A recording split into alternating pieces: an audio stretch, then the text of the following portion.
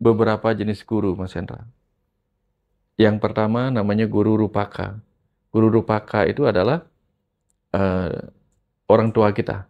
Itu guru pertama kita. Yang kedua, guru pengajian. Nah, guru pengajian ini macam-macam. Guru agama, guru di sekolah, bahkan guru spiritual, guru apapun itu. Itu guru pengajian. Yang ketiga, guru wisesa, yang punya kuasa. Misalnya pemerintah. Tapi yang tertinggi adalah guru swadhyaya. Tuhan. Swa. Jadi ada guru di dalam diri kita masing-masing yang harus kita temui. Maka kalau kita bisa menemuinya di dalam, kemanapun kita pergi, kita sudah bersama cahaya. Karena di dalam itu ada nurani, ada nur, ada cahaya di situ. Nah, di dalam ajaran Kandepat, ada saudara empat, ada sedulur papat, saudara-saudara kita di dalam itu adalah para dewa. Para dewa itu artinya deep itu cahaya. Ada cahaya-cahaya ilahi di dalam diri kita yang harus kita temui dengan membongkar semua lapisan-lapisan kegelapan kita. Apa gunanya saya damai ketika nutup mata, begitu buka mata langsung gelisah? Apa gunanya saya merasa dekat dengan Tuhan saat nutup mata, begitu buka mata Tuhan itu jauh sekali. Maka yang terpenting bagi saya dalam proses pembelajaran saya berikutnya adalah bagaimana saya bisa menjadikan my daily life is my meditation. Jadi setiap saat dalam hidup ini saya menjadikannya meditasi. Banyak hal yang saya lakukan. Bahkan begitu mau merapikan pohon itu Mas Hendra, di situ saya memusatkan perhatian di situ, mengabaikan yang lain. Sambil memikirkan, bayangkan Mas Hendra, saya diajarkan bahwa kecerdasan semesta ada Tuhan itu ada di setiap bagian.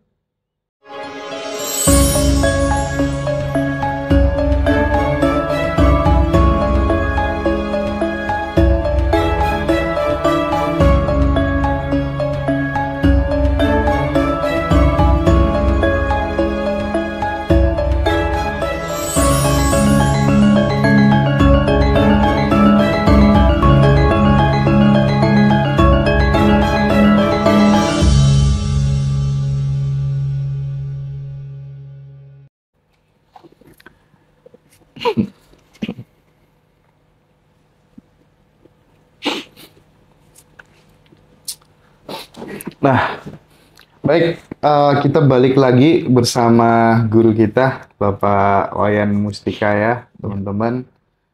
Di termin kali ini, Pak Wayan, aku pengen ngobrol tentang kebohongan-kebohongan, manipulasi-manipulasi di dalam dunia spiritual ya.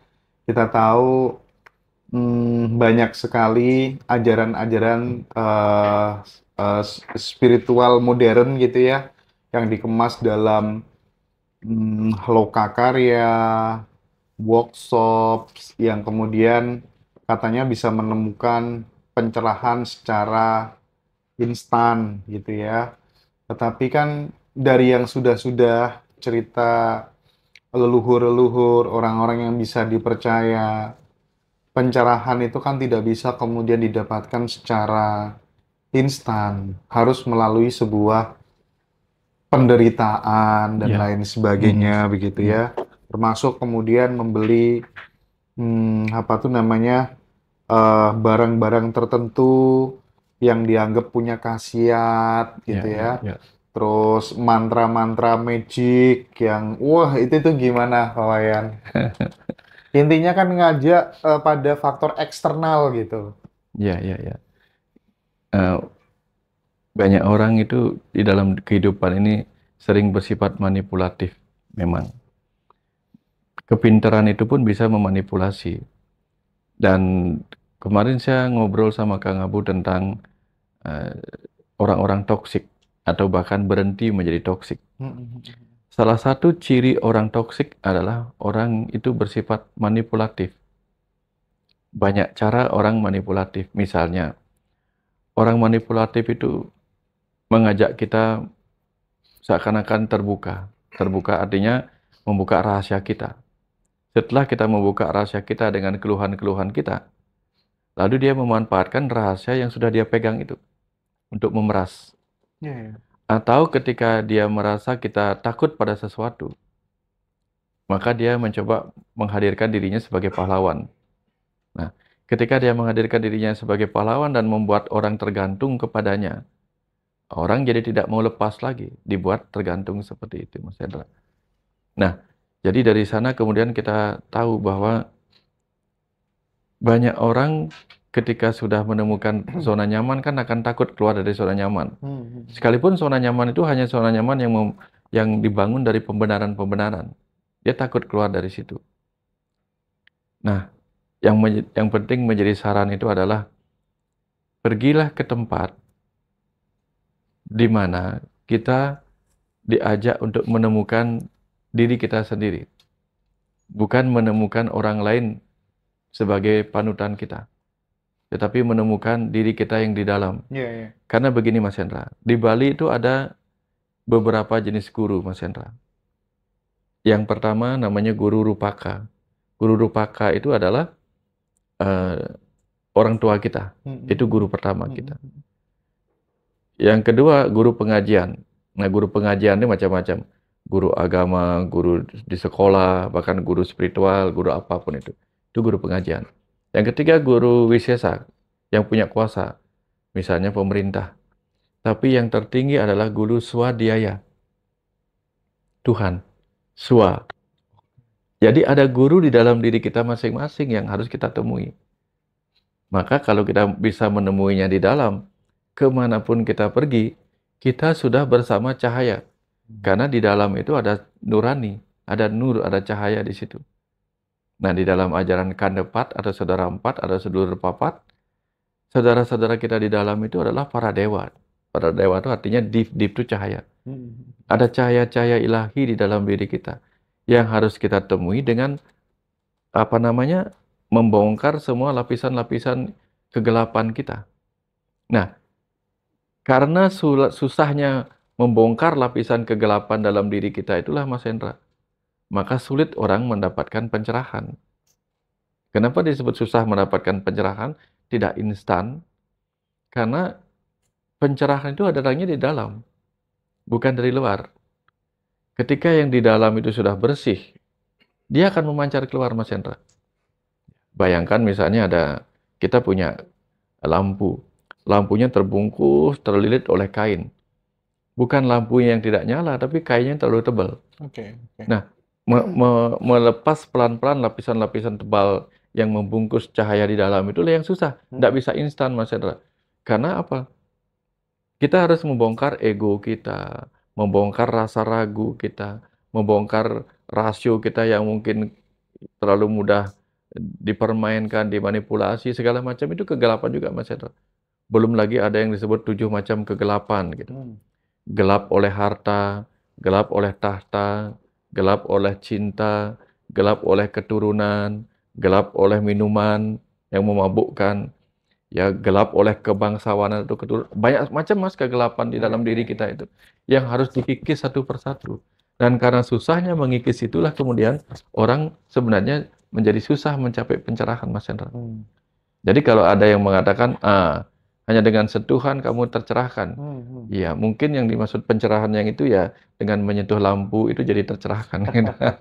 Saklar lampu ya. Tapi lagi-lagi salah satu kebohongan yang halus, tapi menurutku itu sangat berbahaya itu Pak Wayan, ketika kemudian mereka memisahkan gitu ya, antara kehidupan spiritual dengan kehidupan sehari-hari gitu.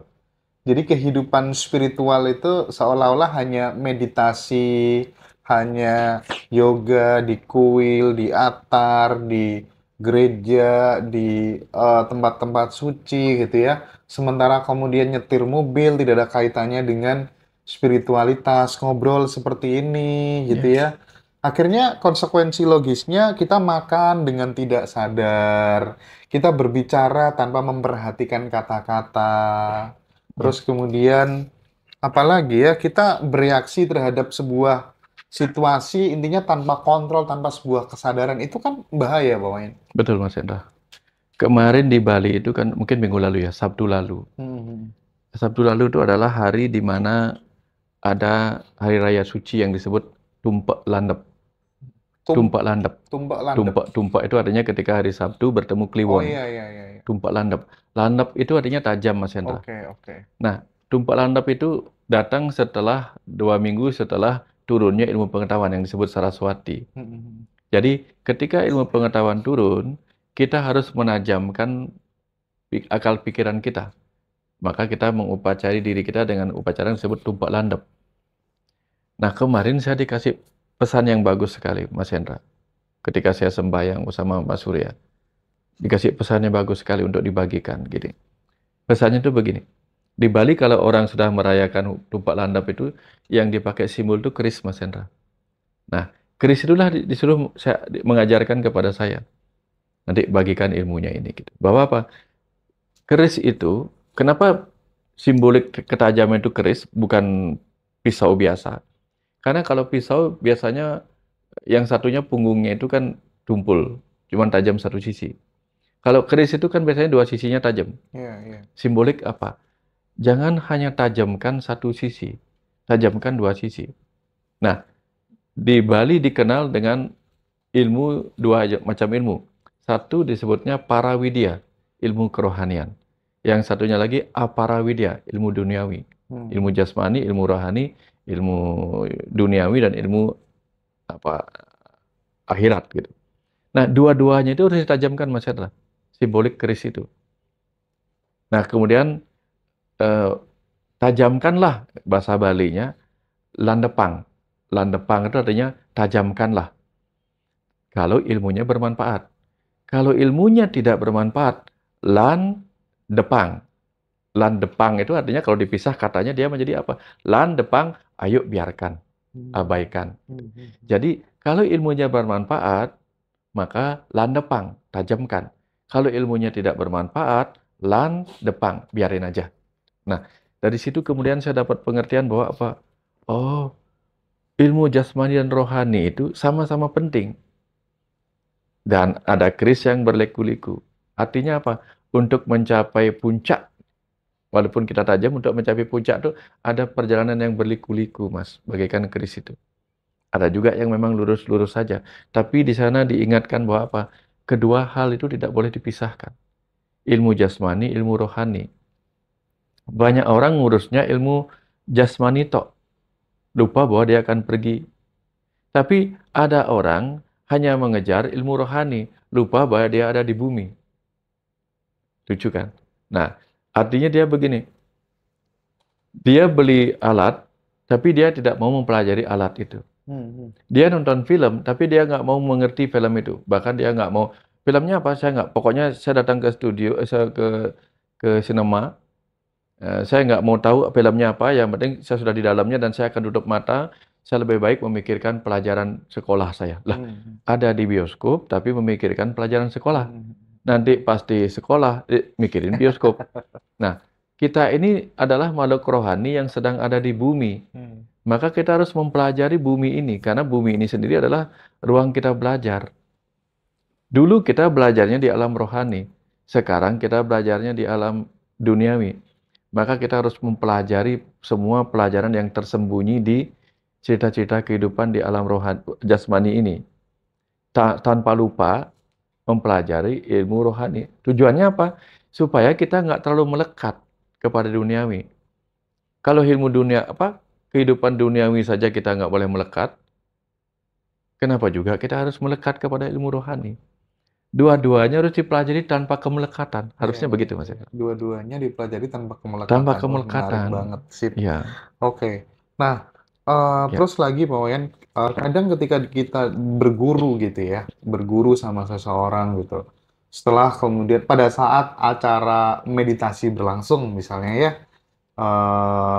itu kita mengalami momen kedamaian, kita mengalami momen kebijaksanaan dalam praktik spiritual gitu ya. Tapi yang jadi masalah, kita tidak mampu membawa kualitas kedamaian, kebijaksanaan itu di dalam aktivitas sehari-hari gitu ya. Jadi kita merasa suci saat meditasi, tapi kehilangan kesabaran saat channel kena hack gitu ya misalnya. Terus Iya, iya. kemudian kita merasa terhubung dengan alam semesta ketika kemudian di kuil, di tempat suci, di masjid, di mana gitu ya. Tapi kita gagal melihat sebuah apa ya kesakralan pada saat kita ngobrol mendengarkan orang lain yang sedang berbicara. Itu tuh gimana? Ini Pak Wayan ini di dunianya Pak Wayan banget gitu. Aku penting Iya. untuk konfirmasi gitu. Saya pernah juga memikirkan hal seperti itu, Mas Hendra. Apa gunanya saya damai ketika nutup mata, begitu buka mata langsung gelisah? Apa gunanya saya merasa dekat dengan Tuhan saat nutup mata, begitu buka mata Tuhan itu jauh sekali? Oke, oke. Maka yang terpenting bagi saya dalam proses pembelajaran saya berikutnya adalah bagaimana saya bisa menjadikan my daily life is my meditation. Jadi setiap saat dalam hidup ini saya menjadikannya meditasi. Meditasi. Dulu saya suka meditasi duduk, suka sekali. Kadang ke pantai. Sekarang enggak. Sekarang dalam berbagai hal, bahkan mau rapat di desa adat kan rapat itu Mas Hendra. Di situ pun saya merem. Merem bukan untuk apa? Untuk menutupi subjektivitas saya. Supaya yang yang saya tangkap hanyalah apa yang dikatakan, bukan siapa yang bicara. Itu contoh saya fokus kepada apa yang dibicarakan dan fokus pada apa yang ingin disampaikan. Saya mengabaikan cara dia menyampaikan, tapi saya memikirkan apa sih yang ingin dia sampaikan. Nah, begitu dapat intinya itu yang lebih penting bagi saya, bukan kulit-kulit luarnya. Entah bagaimana dia penuh sopan santun dan sebagainya. Kadang kalau kita hanya memikirkan orang sopan santun yang paling penting, ada juga orang yang membawa sebuah pesan penting tapi gayanya nggak sopan. Ya, benar, benar. Kadang-kadang begitu. Iya, Nah, iya. kalau kita sudah buru-buru menilai orang itu jelek ketika gaya bicaranya begitu berbahaya. Saya pernah ketemu orang yang tampaknya seperti orang yang mengalami gangguan secara kejiwaan. Tapi begitu dia mengeluarkan kata-kata itu malah penuh dengan hakikat. Saya perhatikan. Ya kadang-kadang Tuhan itu kan bisa hadir. Kecerdasan itu bisa hadir dengan cara yang berbeda. Dengan cara yang tidak seperti biasa. Nah, ketika kita hanya memikirkan Tuhan hadir di tempat suci, wah bahaya kita. Karena di berbagai tempat kita bisa ketemu orang guru-guru suci, Mas Hendra. Misalnya ada orang yang penyapu jalanan, Ya, ya. itu bisa mengalami pencerahan kita oleh mereka. Coba contoh misalnya, kita mungkin ngelihat orang buang sampah sembarangan, marah-marah. Tapi ketika kita bertemu sama orang tukang sapu jalanan, apa katanya? Saya pernah ketemu dia bilang gini, maaf ya Pak ya, banyak orang buang sampah di jalanan gitu. Enggak apa-apa. Mungkin karena mereka saya punya tugas ini. Kalau tanpa mereka, saya nggak punya tugas ini. Jadi setiap hal itu memberi tugas. Tapi bukan berarti dengan demikian, oh saya buang sampah sembarangan untuk memberi tugas pada orang lain. Enggak gitu juga. Artinya, kita harus bisa melihat dengan jernih.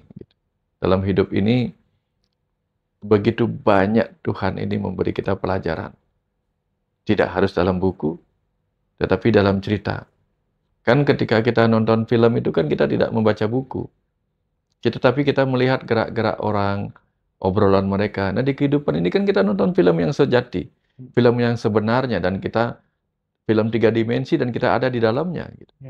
Banyak orang berpikir, kalau saya nonton film ini kok kayak saya ada di dalamnya ya. Dan dia bisa menceritakan apa yang dia alami ketika nonton film 3 dimensi itu. Yang membuat dia seolah-olah ada di dalamnya. Tapi di kehidupan nyata di mana dia sendiri sebagai pemain filmnya, malah nggak ditonton filmnya gitu. Nggak disimak pengetahuan-pengetahuan yang tersembunyi dalam cerita-cerita kehidupan itu. Nah dari sinilah kemudian saya semakin ingin mendalami ilmu ini sih Mas Hendra. Mendalami ilmu meditasi, sehingga meditasi yang nyata di kehidupan ini. Dan itu yang saya lakukan Mas Hendra. Motong pohon, Nyapu. gitu. Banyak hal yang saya lakukan. Bahkan begitu mau merapikan pohon itu Mas Hendra. Di situ saya memusatkan perhatian di situ. Mengabaikan yang lain. Sambil memikirkan, bayangkan Mas Hendra, saya diajarkan bahwa kecerdasan semesta ada Tuhan itu ada di setiap bagian. Dan ketika saya memotong pohon, di dalamnya ada kecerdasan semesta yang saya potong-potong juga. Kalau saya pakai kesadaran yang itu, mungkin saya nggak akan tega memotong pohon, dahan-dahan yang sudah terpotong itu, untuk memotong-potong jadi kecil-kecil, Mas Hendra. Kalau yang saya lihat adalah kecerdasan itu. Tapi saya langsung switch kesadaran. Oke, nggak apa-apa. Toh yang melakukan ini juga bagian dari kecerdasan semesta. Gitu. Dari situ.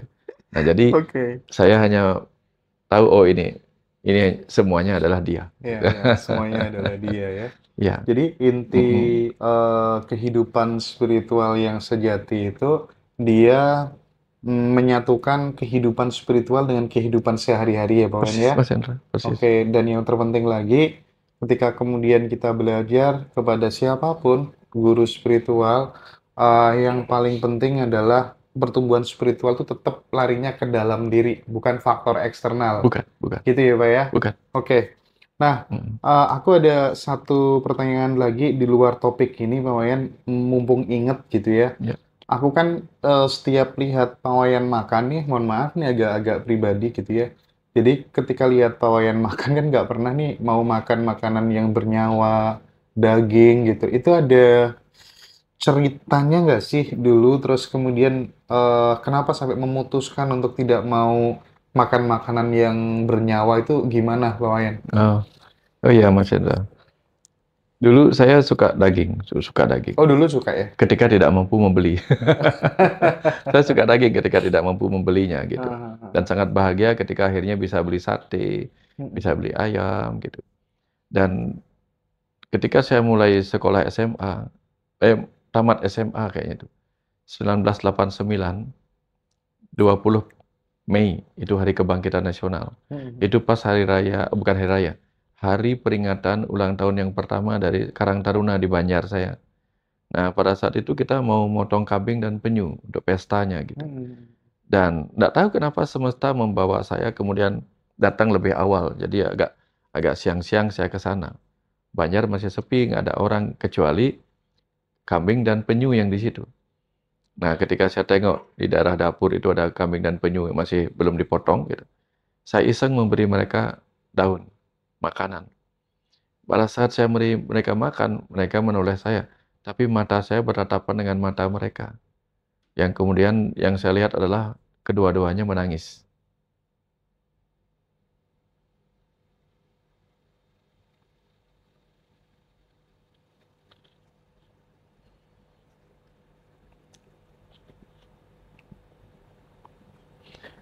Sejak itu kemudian saya memutuskan untuk tidak makan daging lagi, Mas Hendra. Sejak itu.